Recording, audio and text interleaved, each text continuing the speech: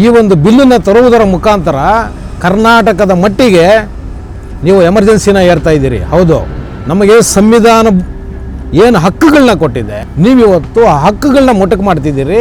ಆ ಹಕ್ಕುಗಳನ್ನ ನಮ್ಮ ಕಡೆಯಿಂದ ಕಿತ್ಕೊತಾ ಇದ್ದೀರಿ. ನೀವು ಈ ಬಿಲ್ಲನ್ನು ಸಂವಿಧಾನದ ವಿರುದ್ಧವಾಗಿ ತಗೊಂಡು ಬರ್ತಾ ಇದ್ದೀರಿ. ಈ ದೇಶದ ಸಂವಿಧಾನದ 4ನೇ ಅಂಗ ಪತ್ರಿಕೋದ್ಯಮ. ಇವತ್ತು ನೀವು ಇದರಿಂದ ಪತ್ರಿಕಾ ಸ್ವಾತಂತ್ರ್ಯನ ಕಿತ್ಕೊತಾ ಇದ್ದೀರಿ. ಯಾರೂ ಕೂಡ ನಿಮ್ಮ ಭ್ರಷ್ಟಾಚಾರದ ವಿರುದ್ಧ ಯಾರೂ ಧ್ವನಿ ಎತ್ತೋ ಆಗಿಲ್ಲ. ನಿಮ್ಮ ಅಕ್ರಮಗಳ ವಿರುದ್ಧ ಯಾರೂ ಧ್ವನಿ ಎತ್ತಂಗಿಲ್ಲ. RSS ಆ ಒಂದು ಪಥಸಂಚಲನ ಮಾಡೋದನ್ನು ನೀವು ಸಂವಿಧಾನದ ವಿರುದ್ಧವಾಗಿ ತಡೆಯಕ್ಕೆ ಹೋದ್ರಿ. ಆದರೆ ನಿಮ್ಮ ಕೈನಲ್ಲಿ ಆಗಲಿಲ್ಲ, ನಿಮಗೆ ಸೋಲಾಯಿತು ಅಲ್ವಾ ಮುಖ್ಯಮಂತ್ರಿಗಳೇ? ಆ ಕಾರಣಕ್ಕೋಸ್ಕರ ಈ ಬಿಲ್ ಅಲ್ವಾ ನೀವು ತರ್ತಾ ಇರೋದು? ಹಿಂದೂಗಳ ಪರ, ಹಿಂದೂ ಧರ್ಮದ ಪರ, ಈ ದೇಶದ ಪರ ಯಾರು ಧ್ವನಿನ ಎತ್ತಿದ್ದಾರೆ ಅವರ ಧ್ವನಿಗಳನ್ನು ನೀವು ಒಂದು ಕಾನೂನನ್ನು ತರೋದ್ರ ಮುಖಾಂತರ ಇವತ್ತು ಅಡಗಿಸುವಂಥ ಒಂದು ಪ್ರಯತ್ನ ಮಾಡ್ತಿದ್ದೀರಿ. ಲಕ್ಷಾಂತರ ಜನ ಹಿಂದೂ ಕಾರ್ಯಕರ್ತರನ್ನ ನೀವು ಟಾರ್ಗೆಟ್ ಮಾಡ್ಕೊಂಡು ಇವತ್ತು ಈ ಬಿಲ್ಲಿನ ತರ್ತಾ ಇದ್ದೀರಿ. ನಿಮ್ಮ ಸಚಿವ ಸಂಪುಟದ ಒಬ್ಬರು ಸದಸ್ಯರು ಹೇಳ್ತಾರೆ, ನೀವು ಕರಾವಳಿನಲ್ಲಿ ಬೆಂಕಿ ಹಚ್ಚಿದಾಯ್ತು, ಇಲ್ಲೇನರಪ್ಪ ಬೆಂಕಿ ಹಚ್ತೀರಾ ಅಂತ ಹೇಳ್ಬಿಟ್ಟು ಸದನದಲ್ಲಿ ಕೂತ್ಕೊಂಡು ಮಾತಾಡ್ತಾರಲ್ರಿ. ಇದು ನಿಮಗೆ ದ್ವೇಷ ಭಾಷಣ ಅಂತ ಅನಿಸ್ಲಿಲ್ವಾ? ನರೇಂದ್ರ ಮೋದಿ ಅವರು ನೀವೇನು ಇವತ್ತು ನೀವು ಮಾತುಗಳಾಡ್ತಿರೋದು? ನಿಮಗೆ ಗುಂಡಿ ತೋಡ್ತೀವಿ, ಮೌತ್ ಕಿ ಸೌದಾಗರ್, ನೀಚ, ರಾವಣ, ಈ ಥರದ ಎಲ್ಲ ಕೆಲಸಗಳನ್ನೂ ಮಾಡ್ತಿರೋದು ನೀವೇ. ಯಾವೆಲ್ಲ ಹಿಂದೂ ಸಂಘಟನೆಗಳಿದೆ, RSS ಇದೆ, ಇದನ್ನು ಈ ಕಾನೂನಲ್ಲಿ ನೀವು ಕಟ್ಟಾಕೋ ಕೆಲಸನ ಮಾಡಕ್ಕೆ ಕೊಟ್ಟಿದ್ದೀರಿ. ಇನ್ನು ಇರೋದು ಬರೀ 2.5 ವರ್ಷನೇ. ಏನು ನೀವು ಈ ಕಾನೂನು ಮಾಡಿಬಿಟ್ರೆ ಮುಂದೆ ಬರೋರೇನು ತೆಗಿಯಲ್ಲ ಅನ್ಕೊಂಡಿದ್ದೀರಾ? ಇದನ್ನ ಹೇಳಿ. ತಂದಿರೋ ಬಿಲ್ಲಿನಿಂದ ಒಬ್ಬ ಮತ ಅಂದ, ಈ ದೇಶದ ಅಸಂಖ್ಯಾತ ಹಿಂದೂಗಳನ್ನ ಮತಾಂತರ ಮಾಡ್ದಂತ ನಾವು ಹೇಳಂಗೇ ಇಲ್ಲ. ಬಾಬರ್ ಮಾತಾಡಂಗಿಲ್ವಾ ನಾವು? ಅವನೊಬ್ಬ ಮತ ಅಂದ ಅಲ್ವಾ? ಅವನೊಬ್ಬ ದಾಳಿಕೋರ ಅಲ್ವಾ? ಹಂಗಾದ್ರೆ ಈ ಸತ್ಯನ ನಾವು ಹೇಳಂಗಿಲ್ವಾ? ಯಾಕೆಂದ್ರೆ ನೋವಾಗುತ್ತೆ ಬ್ರದರ್ಸ್ಗೆ. ತೀರಥ ಮಹಾರಥ ನಾಯಕರುಗಳೆಲ್ಲ ಹೇಳ್ತೀರಿ ನಾವು ಹಿಂದೂ ದೇಶ ಆಗೋದಕ್ಕೆ ಬಿಡೋದಿಲ್ಲ. ಹಂಗಾದ್ರೆ ಇದು ದೇಶ ಭಾಷಣ ಅಲ್ವಾ? ನೀವು ಹೇಳಿದಾಗ ಅದು ಪ್ರಚೋದನೆ ಅಲ್ಲ ಅನ್ನೋದಾದ್ರೆ, ನಾವು ಹೇಳಿದಾಗ ಪ್ರಚೋದನೆ ಹೆಂಗಾಗುತ್ತೆ? ಇಂದಿರಾ ಗಾಂಧಿ ಈ ದೇಶಕ್ಕೆ ಎಮರ್ಜೆನ್ಸಿ ಹಾಕಿ ಅವರು ಮಾಡಿದ್ದು ಇಂಥದೇ ಕಾನೂನೇ.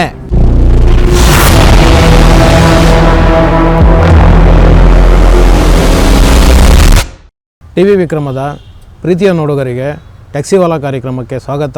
ನಾನು ನಿಮ್ಮ ನರಸಿಂಹಮೂರ್ತಿ.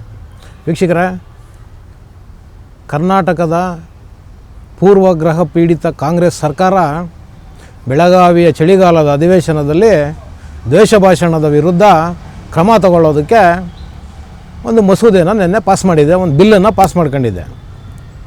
ಏನಪ್ಪ ಇದ್ರ ಉದ್ದೇಶ?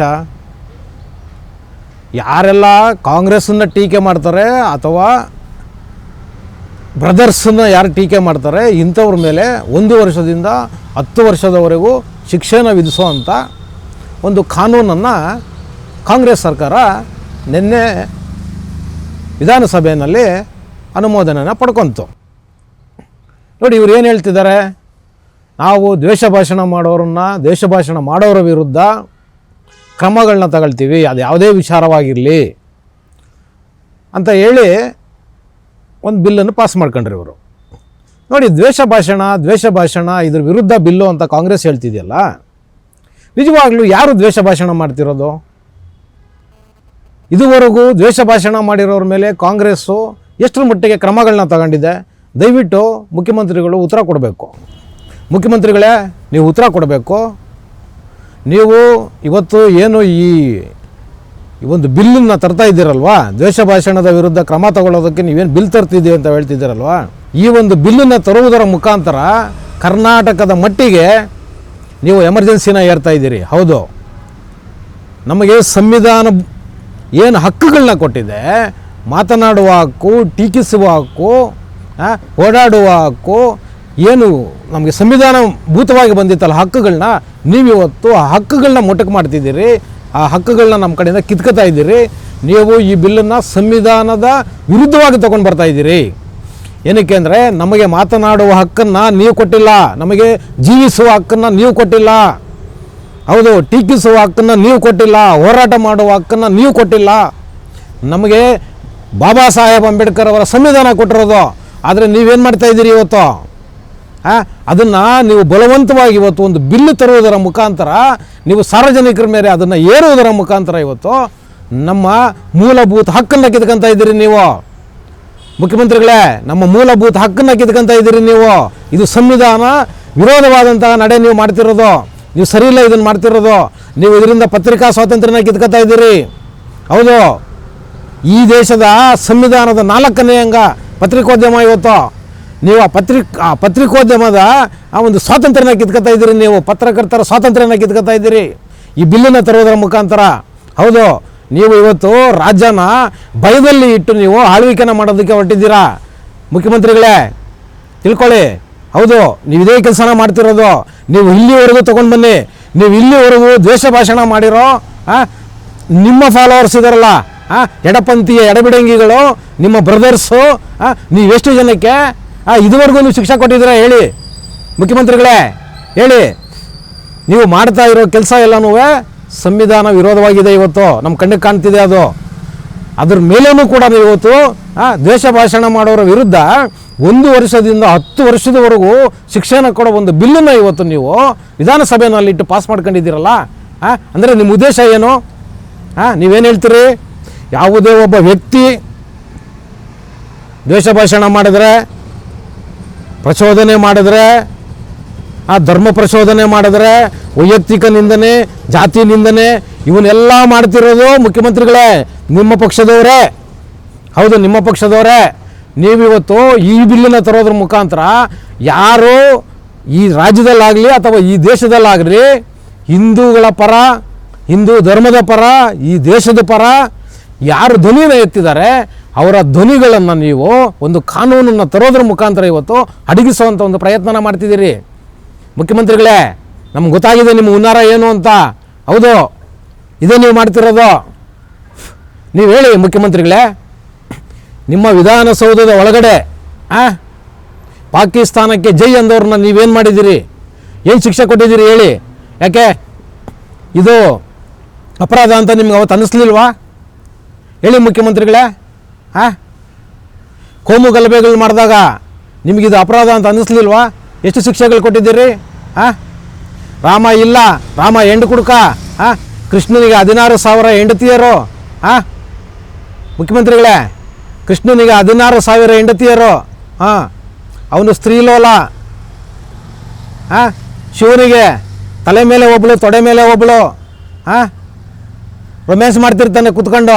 ಈ ರೀತಿಯೆಲ್ಲ ಹೇಳಿಕೆಗಳು ಕೊಟ್ರಲ್ಲ, ಇವ್ರ ಮೇಲೆಲ್ಲ ಏನು ಕ್ರಮಗಳಾಯಿತು ಮುಖ್ಯಮಂತ್ರಿಗಳೇ? ಇದು ದ್ವೇಷ ಅಂತ ನಿಮ್ಗೆ ಅನ್ನಿಸ್ಲಿಲ್ವಾ? ಬಹುಸಂಖ್ಯಾತ ಹಿಂದೂಗಳ ನಂಬಿಕೆ ಮೇಲೆ ಪೆಟ್ಟು ಬೀಳ್ತಿದೆ ಅಂತ ನಿಮ್ಗೆ ಅನ್ನಿಸ್ಲೇ ಇಲ್ವಾ? ಹಿಂದೂಗಳ ಮನಸ್ಸಿಗೆ ನೋವಾಗ್ತಿದೆ ಅಂತ ಅನ್ನಿಸ್ಲಿಲ್ವಾ? ಎಷ್ಟು ಶಿಕ್ಷೆಗಳು ಕೊಟ್ಟಿದ್ದೀರಿ ನೀವು? ಎಷ್ಟು ಜನರಿಗೆ ನೀವು ಶಿಕ್ಷಣ ಕೊಡಿಸಿದ್ದೀರಿ ಮುಖ್ಯಮಂತ್ರಿಗಳೇ? ಈ ಕಾನೂನೇನು ಹೊಸದೇನಲ್ಲ, ಈ ಕಾನೂನು ಹಿಂದೇನೂ ಇದೆ. ದ್ವೇಷ ಭಾಷಣ ಮಾಡಬಾರ್ದು ಅನ್ನೋ ಕಾನೂನು ಹಿಂದೇನೂ ಇದೆ. ನೀವು ಅದಕ್ಕೀಗ ಬಿಟ್ಟು ಬೇರೆ ಇನ್ನೊಂದು ಕಾನೂನನ್ನು ನಿಮಗೆ ಹೆಂಗೆ ಬೇಕು ಹಂಗೆ ನೀವು ಮಾಡಕ್ಕೆ ಕೊಟ್ಟಿದ್ದೀರಲ್ವ ಇವತ್ತು? ಅಂದರೆ ನಿಮ್ಮ ಉದ್ದೇಶ ಏನು? ಈ ರಾಜ್ಯದಲ್ಲಿ ಯಾರೂ ಕೂಡ ನಿಮ್ಮ ಭ್ರಷ್ಟಾಚಾರದ ವಿರುದ್ಧ ಯಾರೂ ಧ್ವನಿ ಎತ್ತೋ ಆಗಿಲ್ಲ. ನಿಮ್ಮ ಅಕ್ರಮಗಳ ವಿರುದ್ಧ ಯಾರೂ ಧ್ವನಿ ಎತ್ತಂಗಿಲ್ಲ. ಇದೇ ಅಲ್ವಾ ನಿಮ್ಮದು ಹುನ್ನಾರ ನೀವು ನಡೆಸ್ತಿರೋದು? ಇದೇ ಅಲ್ವಾ ಮುಖ್ಯಮಂತ್ರಿಗಳೇ ನೀವು ಮಾಡಕ್ಕೆ ಕೊಟ್ಟಿರೋದು? ಚಿತ್ತಾಪುರದಲ್ಲಿ RSS ಒಂದು ಪಥಸಂಚಲನ ಮಾಡೋದನ್ನು ನೀವು ಸಂವಿಧಾನದ ವಿರುದ್ಧವಾಗಿ ತಡೆಯೋಕೆ ಹೋದ್ರಿ. ಆದರೆ ನಿಮ್ಮ ಕೈನಲ್ಲಿ ಆಗಲಿಲ್ಲ, ನಿಮಗೆ ಸೋಲಾಯಿತು ಅಲ್ವಾ? ಮುಖ್ಯಮಂತ್ರಿಗಳೇ, ಆ ಕಾರಣಕ್ಕೋಸ್ಕರ ಈ ಬಿಲ್ ಅಲ್ವಾ ನೀವು ತರ್ತಾ ಇರೋದು? ಹಂಗೆ ಭಾವಿಸ್ಬೋದ ನಾವು? ಖಂಡಿತ ನೀವು ಅದೇ ಕಾರಣಕ್ಕೆ ತರ್ತಿರೋದು. ನಿಮ್ಮ ಏನು ಸುತ್ತಮುತ್ತ ಇದ್ದಾರಲ್ಲ ಈ ಎಡಪಂಥಿ ಎಡಬಿಡಂಗಿಗಳು, ಇವರ ಮಾತುಗಳನ್ನ ಕೇಳ್ಕೊಂಡು ನೀವು ಇವತ್ತು ಇಂಥ ಬಿಲ್ಗಳನ್ನ ತರ್ತಾ ಇದ್ದೀರಿ. ಹೌದು ಮುಖ್ಯಮಂತ್ರಿಗಳೇ, ನಿಜವಾಗ್ಲೂ ಕೂಡ ಇದು ಸಂವಿಧಾನದ ವಿರುದ್ಧವಾಗಿ ತರ್ತಕ್ಕಂಥ ಒಂದು ಬಿಲ್ಲು. ಸಾರ್ವಜನಿಕರ ಏನಿವತ್ತು ವಾಯ್ಸ್ ಇದೆಯಲ್ವಾ, ಸಮಾಜದ ವಾಯ್ಸು, ನೀವು ಅದನ್ನು ಅಡಗಿಸೋದಕ್ಕೋಸ್ಕರ ಈ ಬಿಲ್ಲಿನ ತರ್ತಿದ್ದೀರಿ ಮುಖ್ಯಮಂತ್ರಿಗಳೇ. ಹೌದು, ನೀವೆಷ್ಟೆಲ್ಲ ಮಾಡಿದ್ದೀರಿ ಮುಖ್ಯಮಂತ್ರಿಗಳೇ. ಹಿಂದೂ ಧರ್ಮದ ಪರ, ಹಿಂದೂ ದೇಶದ ಪರ ಜಾಗೃತಿನ ಮೂಡಿಸ್ತಾ ಇರತಕ್ಕಂಥ ಲಕ್ಷಾಂತರ ಜನ ಹಿಂದೂ ಕಾರ್ಯಕರ್ತರನ್ನ ನೀವು ಟಾರ್ಗೆಟ್ ಮಾಡ್ಕೊಂಡು ಇವತ್ತು ಈ ಬಿಲ್ಲಿನ ತರ್ತಾ ಇದ್ದೀರಿ. ನೀವು ಈ ಬಿಲ್ಲಿನ ತರ್ತಾ ಇದ್ದೀರಿ. ನೀವು ಈ ಬಿಲ್ಲಿನ ತಂದ್ರಲ್ವಾ ಮುಖ್ಯಮಂತ್ರಿಗಳೇ? ಹೋಗಲಿ, ನೀವು ತಂದಿದ್ದು ಯಾವ ಥರ ಇತ್ತು ಹೇಳಿ? ಸೆಷನ್ನಲ್ಲಿ ನೀವು ಇದನ್ನು ತಂದಿದ್ದು ಯಾವ ಥರ ಇತ್ತು? ಒಂದು 10 ನಿಮಿಷನೂ ಕೂಡ ಈ ಬಿಲ್ ಮೇಲೆ ಚರ್ಚೆ ಆಗಕ್ಕೆ ಬಿಡಲಿಲ್ವಲ್ಲ ಮುಖ್ಯಮಂತ್ರಿಗಳೇ ನೀವು? ಏನು ಅಂತ ಅರಾತುರಿಯಲ್ಲಿ ನೀವು ಮಾಡೋ ಅಂಥದ್ದು ಏನಿತ್ತು ಮುಖ್ಯಮಂತ್ರಿಗಳೇ? ಹೇಳಬೇಕು ನೀವು. ಯಾಕೆ ಇದ್ರ ಮೇಲೆ ನೀವು ಚರ್ಚೆ ಆಗೋದಕ್ಕೆ ಬಿಡಲಿಲ್ಲ? ಚರ್ಚೆ ಮಾಡೋಣ ಅಂತ ಹೊರಟ್ರೆ ನಿಮ್ಮ ಸಚಿವ ಸಂಪುಟದ ಒಬ್ಬರು ಸದಸ್ಯರು ಹೇಳ್ತಾರೆ, ಆ ಕರಾವಳಿ ಭಾಗದಿಂದ ಬಂದಿರೋ MLAಗಳಿಗೆ, ಶಾಸಕರುಗಳಿಗೆ, ನೀವು ಕರಾವಳಿನಲ್ಲಿ ಬೆಂಕಿ ಹಚ್ಚಿದ್ದಾಯ್ತು, ಇಲ್ಲೇನರಪ್ಪ ಬೆಂಕಿ ಹಚ್ತೀರಾ ಅಂತ ಹೇಳ್ಬಿಟ್ಟು ಸದನದಲ್ಲಿ ಕೂತ್ಕೊಂಡು ಮಾತಾಡ್ತಾರಲ್ರಿ, ಇದು ನಿಮಗೆ ದ್ವೇಷ ಭಾಷಣ ಅಂತ ಅನ್ನಿಸ್ಲಿಲ್ವಾ? ಇದು ದ್ವೇಷನ ಹುಟ್ಟಾಕೋ ಒಂದು ಪದ ಅಂತ ನಿಮ್ಗೆ ಅನ್ನಿಸ್ಲಿಲ್ವ ಮುಖ್ಯಮಂತ್ರಿಗಳೇ? ನೀವು ಇದ್ರ ವಿರುದ್ಧ ಬಿಲ್ ಥರ ಕೊಟ್ಟಿದ್ದೀರಿ. ಹೇಳಿ, ಇವತ್ತು ದೇಶಾದ್ಯಂತ ತಗೊಳ್ಳಿ ಮುಖ್ಯಮಂತ್ರಿಗಳೇ, ಈ ದೇಶದ ಪ್ರಧಾನಮಂತ್ರಿಗಳು ನರೇಂದ್ರ ಮೋದಿಯವರು ನೀವೇನು ಇವತ್ತು ನೀವು ಮಾತುಗಳಾಡ್ತಿರೋದು? ನಿಮಗೆ ಗುಂಡಿ ತೋಡ್ತೀವಿ, ಮೌತ್ ಕಿ ಸೌದಾಗರ್, ನೀಚ, ರಾವಣ, ಈ ಥರ ಪದಗಳನ್ನೆಲ್ಲ ನೀವು ದೇಶದ ಮಟ್ಟದಲ್ಲಿ ಬಳಸ್ತಿದ್ದೀರಲ್ವ? ಯಾಕೆ ನಿಮಗೆ ಇದು ಪ್ರಚೋದನೆ, ಇನ್ನೊಬ್ಬರ ಮನಸ್ಸಿಗೆ ಘಾಸಿ ಆಗುತ್ತೆ ಅನ್ನಿಸ್ತಾನೆ ಇಲ್ವ ಮುಖ್ಯಮಂತ್ರಿಗಳೇ? ಹೇಳಿ. ಈ ಥರದ ಎಲ್ಲ ಕೆಲಸಗಳನ್ನೂ ಮಾಡ್ತಿರೋದು ನೀವೇ, ಆದರೆ ಬಿಲ್ಲು ಕೂಡ ನೀವೇ ತರ್ತಿದ್ದೀರಿ. ಇದ್ರ ಉದ್ದೇಶ ನಮಗೆ ಸ್ಪಷ್ಟವಾಗಿ ಗೊತ್ತಾಗುತ್ತೆ. ನೀವೇನು ಹೇಳ್ತೀರಿ ಬಿಲ್ಲಲ್ಲಿ? ಯಾವುದೇ ಒಬ್ಬ ವ್ಯಕ್ತಿ ಅಥವಾ ಆ ವ್ಯಕ್ತಿ ಯಾವುದಾದರೂ ಒಂದು ಸಂಸ್ಥೆ ಅಥವಾ ಸಂಘ, ಇಲ್ಲಿರೋದು ಪಾಯಿಂಟು. ಯಾವುದೇ ಒಬ್ಬ ವ್ಯಕ್ತಿ ಒಂದು ಸಂಸ್ಥೆ ಅಥವಾ ಸಂಘಕ್ಕೆ ಸೇರಿದವನಾದರೆ ಅದು ನೋಂದಾಯಿತವಿರಲಿ ಅಥವಾ ನೋಂದಾಯಿಸದೇ ಇರಲಿ, ಅಂಥ ವ್ಯಕ್ತಿ ಯಾವ ಸಂಘದಲ್ಲಿ ಕಾರ್ಯಕರ್ತನಾಗಿದ್ದಾನೆ ಆ ಸಂಘವನ್ನು ಕೂಡ ಇದಕ್ಕೆ ಹೊಣೆಗಾರಿಕೆಯನ್ನಾಗಿ ಮಾಡಬೇಕಾಗತ್ತೆ ಅಂತ ಹೇಳಿ ನೀವು ಇವತ್ತು ಬಿಲ್ಲಲ್ಲಿ ಇಟ್ಟಿದ್ದೀರಿ. ಅಂದರೆ ಇದ್ರ ಉದ್ದೇಶ ಅರ್ಥ ಆಯ್ತಲ್ವಾ? ಏನು ನಿಮ್ಮ ಉದ್ದೇಶ? ಯಾವೆಲ್ಲ ಹಿಂದೂ ಸಂಘಟನೆಗಳಿದೆ, RSS ಇದೆ, ಇದನ್ನು ಈ ಕಾನೂನಲ್ಲಿ ನೀವು ಕಟ್ಟಾಕೋ ಕೆಲಸನ ಮಾಡಕ್ಕೆ ಕೊಟ್ಟಿದ್ದೀರಿ ಅಲ್ವಾ ಮುಖ್ಯಮಂತ್ರಿಗಳೇ? ಆಮೇಲೆ ನೀವು ಅದರ ಇನ್ನೊಂದು ವಿಶೇಷವಾದ ಅಧಿಕಾರವನ್ನು ಪೊಲೀಸ್ನವ್ರಿಗೂ ಕೊಟ್ಟಿದ್ದೀರಾ. ಏನು ಹೇಳುತ್ತೆ? ಒಂದು ಭವಿಷ್ಯ ಪೊಲೀಸ್ನವರು ಯಾರ ಮೇಲಾದರೂ ಕೇಸ್ ಮಾಡಿದ್ರೆ ಅವರು ಅದನ್ನು ಸಾಬೀತು ಮಾಡೋಕ್ಕಾಗಿಲ್ಲ ಅಂದರೆ ಪೊಲೀಸರ ಮೇಲೆ ಯಾವುದೇ ಕಾನೂನಿನ ಕ್ರಮ ಜರುಗಿಸೋ ಆಗಿಲ್ಲ. ನೀವು ಅದಕ್ಕೆ ಜಸ್ಟಿಫಿಕೇಷನ್ ಏನು ಕೊಡ್ತಿರೋದು? ಸದುದ್ದೇಶದಿಂದ ಮಾಡಿರೋ ಕೆಲಸ ಆಗಿರೋದ್ರಿಂದ ಪೊಲೀಸರ ಮೇಲೆ ಕ್ರಮ ತಗೊಳ್ಳಂಗಿಲ್ಲ ಅಲ್ವಾ? ನೋಡಿ ಎಷ್ಟು ಸ್ಪಷ್ಟವಾಗಿ ನಿಮ್ಗೆ ಅನುಕೂಲಕ್ಕೆ ಎಷ್ಟು ನೀಟಾಗಿ ಒಂದು ಕಾನೂನನ್ನು ಮಾಡ್ಕೊತ ಇದ್ದೀರಿ ಮುಖ್ಯಮಂತ್ರಿಗಳೇ. ನಿಮಗೇನ 50 ವರ್ಷ ಕೊಟ್ಟಿಲ್ಲ ಅಧಿಕಾರ, ಕೇವಲ 5 ವರ್ಷನೇ ಮುಖ್ಯಮಂತ್ರಿಗಳೇ. ನಿಮಗೆ ಅಧಿಕಾರ ಕೊಟ್ಟಿರೋದು ಕೇವಲ 5 ವರ್ಷ, ಅದರಲ್ಲಿ ಆಗಲೇ 2.5 ವರ್ಷ ಮುಗಿದೋಗಿದೆ. ಇನ್ನು ಇರೋದು ಬರೀ 2.5 ವರ್ಷನೇ. ಏನು ನೀವು ಈ ಕಾನೂನು ಮಾಡಿಬಿಟ್ರೆ ಮುಂದೆ ಬರೋರೇನು ತೆಗಿಯಲ್ಲ ಅಂದ್ಕೊಂಡಿದ್ದೀರಾ? ಇದನ್ನ ಹೇಳಿ ಸಿದ್ದರಾಮಯ್ಯನವರೇ, ನೀವು ಈ ತಂದಿರೋ ಈ ಕಾನೂನನ್ನು ದಯವಿಟ್ಟು ನೀವು ನಿಲ್ಲಿಸಬೇಕಿದು.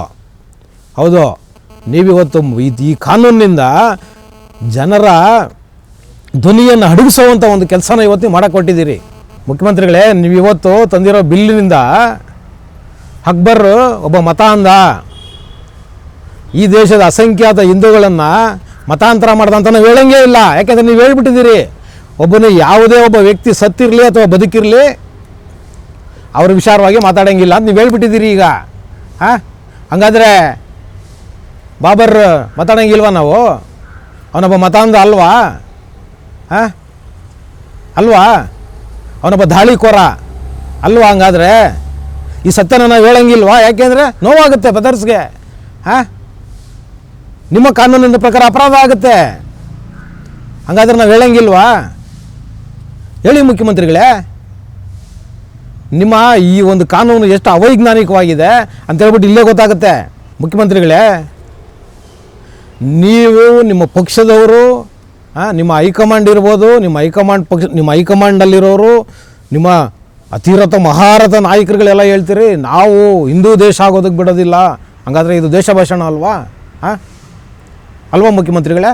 ನಾನೊಬ್ಬ ಹಿಂದೂ ಆಗಿ ಈ ದೇಶ ಹಿಂದೂ ಆಗಬೇಕು ಅಂತ ಹೇಳಿದ್ರೆ ನಿಮಗೆ ದ್ವೇಷ ಭಾಷಣ ಆಗುತ್ತೆ, ಇನ್ಯಾರನ್ನು ಏನೋ ಪ್ರಚೋದನೆ ಮಾಡ್ದಂಗೆ ಆಗುತ್ತೆ. ಹೆಂಗಾಗುತ್ತೆ ಮುಖ್ಯಮಂತ್ರಿಗಳೇ? ನೀವು ಹೇಳಿದಾಗ ಅದು ಪ್ರಚೋದನೆ ಅಲ್ಲ ಅನ್ನೋದಾದರೆ ನಾವು ಹೇಳಿದಾಗ ಪ್ರಚೋದನೆ ಹೆಂಗಾಗುತ್ತೆ ಹೇಳಬೇಕಲ್ವ ಮುಖ್ಯಮಂತ್ರಿಗಳೇ?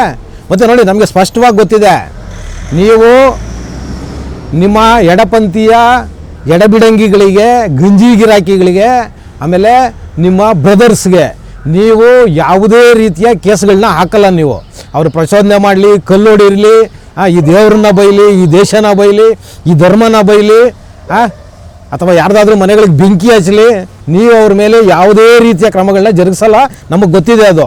ಈ ಕಾನೂನನ್ನು ತಂದಿರೋದು ಕೇವಲ ಹಿಂದೂಗಳ ಮತ್ತು ಈ ದೇಶದ ಪರ ಯಾರು ನಿಂತಿದ್ದಾರೆ, ಈ ಧರ್ಮದ ಪರ ಯಾರು ನಿಂತಿದ್ದಾರೆ ಅಂಥವ್ರನ್ನ ನೀವು ಬಲವಾಗಿ ತಡಿಬೇಕು. ಆ ಒಂದು ಕೆಟ್ಟ ಉದ್ದೇಶ ಇಟ್ಕೊಂಡು ನೀವು ಬಿಲ್ಲನ್ನು ತಂದಿರೋದು ನಮ್ಗೆ ಸ್ಪಷ್ಟವಾಗಿ ಗೊತ್ತಿದೆ. ಏನಕ್ಕೆ ಅಂದರೆ ನೋಡಿ, ನೀವೇನು ಮಾಡ್ತಿದ್ದೀರಿ, ಕಲ್ಲು ಹೊಡೆದವ್ರಿಗೆ, ಬೆಂಕಿ ಹಚ್ಚಿದವ್ರಿಗೆ ನೀವು ಬೇಲುಗಳನ್ನ ಕೊಡ್ತಾಯಿದ್ದೀರಿ. ನಿಮ್ಮ ಮಂತ್ರಿಗಳೇ, ನಿಮ್ಮ ಶಾಸಕರುಗಳೇ ಅವರಿಗೆ ಎಲ್ಲ ರೀತಿಯ ಸಪೋರ್ಟ್ನ ಮಾಡಿ ಅವರಿಗೆ ಬೇಲುಗಳನ್ನ ಕೊಡಿಸಿ ಕರ್ಕೊಂಬರ್ತಾಯಿದ್ದೀರಿ ಇವತ್ತು. ಆ ಕಾರಣಕ್ಕೋಸ್ಕರ ನಾನು ಹೇಳ್ತಿದ್ದೀನಿ, ನೀವು ನಿಮ್ಮ ಫಾಲೋವರ್ಸ್ಗಳಿಗೆ ಯಾವ ಸಮಸ್ಯೆನೂ ಆಗದೆ ಇರೋಂಗೆ ಅವ್ರು ಏನು ಬೇಕಾದರೂ ಮಾಡಲಿ, ನೀವು ಅವ್ರ ಮೇಲೆ ಕೇಸ್ಗಳಾಕಲ್ಲ. ಆದರೆ ಎದುರುಗಡೆ ಇರೋ ಒಂದು ಬಹುಸಂಖ್ಯಾತ ಹಿಂದೂ ಸಮಾಜ ಇದೆಯಲ್ವಾ, ಇಲ್ಲಿ ಇರ್ತಕ್ಕಂಥವರು ಏನಾದರೂ ಒಂದು ಸಣ್ಣ ಭಾಷಣ ಮಾಡಿದ್ರು ಕೂಡ ನೀವು ಇವತ್ತು ಅವ್ರ ಮೇಲೆ ಕೇಸ್ಗಳಾಕಬೇಕು, ಅವ್ರನ್ನ ತಗೊಂಡು ಹೊರಗಡೆ ಇಕ್ಕಬೇಕು. ಆ ಮುಖಾಂತರ ಈ ದೇಶದ ಪರ ಯಾರು ನಿಂತಿದ್ದಾರೆ ಅವ್ರನ್ನ ಧ್ವನಿನ ಅಡಗಿಸ್ಬೇಕು ಅನ್ನೋದು ಅಷ್ಟೇ ನಿಮ್ಮ ಉದ್ದೇಶ ಅಂತ ಹೇಳ್ಬಿಟ್ಟು ನಮಗೆ ಕ್ಲಿಯರ್ ಕಟ್ಟಾಗಿ ಕಾಣಿಸ್ತಿದೆ. ಮುಖ್ಯಮಂತ್ರಿಗಳೇ, ಕ್ಲಿಯರ್ ಕಟ್ಟಾಗಿ ಕಾಣಿಸ್ತಿದೆ. ಇದರಲ್ಲಿ ಯಾವ ಸದುದ್ದೇಶನೂ ಇಲ್ಲ. ಮೊನ್ನೆ ಗೃಹ ಸಚಿವರು ಹೇಳ್ತಾ ಇದ್ರು, ಸದನದಲ್ಲಿ ನಾವು ಕೇಳಿಸ್ಕೊಂತಿದ್ವಿ, ಸಾರ್ವಜನಿಕರ ಸದುದ್ದೇಶಕ್ಕೋಸ್ಕರನೇ, ಸಮಾಜದ ಉದ್ದೇಶಕ್ಕೋಸ್ಕರನೇ, ಕೋಮು ಗಲಭೆಗಳನ್ನು ನಿಲ್ಲಿಸುವುದಕ್ಕೋಸ್ಕರನೇ ಯಾರನ್ನಾದರೂ ನಾವು ಗಡೀಪಾರು ಮಾಡಬೇಕಂದ್ರೆ ಅವ್ರನ್ನ ಗಡೀಪಾರು ಮಾಡಿ ಎಷ್ಟು ದಿವಸ ಇಡೋಕ್ಕಾಗತ್ತೆ, ಆ ಕಾರಣಕ್ಕೋಸ್ಕರ ಒಂದು ಕಾನೂನನ್ನು ತರ್ತಾ ಇದ್ದೀವಿ ಅಂತ ಹೇಳಿ ಒಂದಿಷ್ಟು ಶುದ್ಧ ಭಾಷಣ ಬಿಗಿದು ಒಂದು 5-10 ನಿಮಿಷ. ಇದು ಕೇವಲ ಭಾಷಣಕ್ಕೆ ಮಾತ್ರ ಚೆನ್ನಾಗಿದೆ. ಆದರೆ ನಿಜವಾಗ್ಲೂ ಅವ್ರು ಭಾಷಣ ಮಾಡ್ದಂಗೆ ಈ ಬಿಲ್ ಇಂಪ್ಲಿಮೆಂಟ್ ಆಗಲ್ಲ.